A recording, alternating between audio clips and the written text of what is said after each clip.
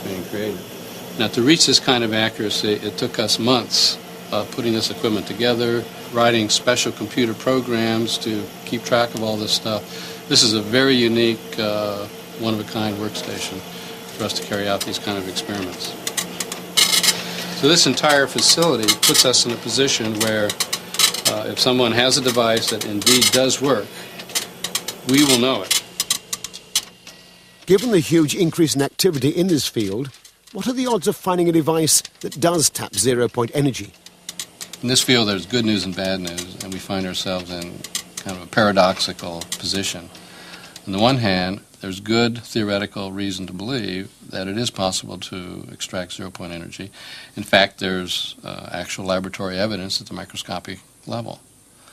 The bad news is that so far, the devices that at least we've had a chance to examine, have not demonstrated an engineering principle by which this can be done in some effective way.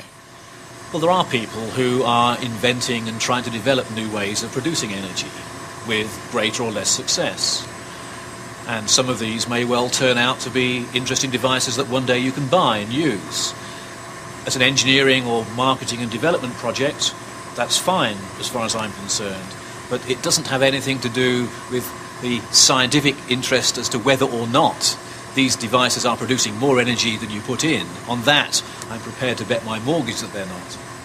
Our expectation is that probably within 2 or 3 years, we'll see a demonstration of the device, a robust demonstration, which shows that there is some excess energy being generated by a process that's like extraction of zero-point energy.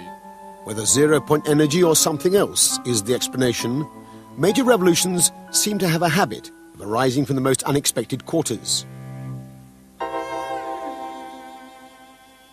Carl Benz invented the car in his garden shed. The Wright brothers were bicycle makers from Ohio. They transformed the 20th century. Is it possible that one of these men could do something similar? Not only transform our way of life, but split the world of physics wide open. I think we're at a similar cusp point today as has occurred a number of times in physics, where you have a certain period in which things kind of come together and you think you've got the answers.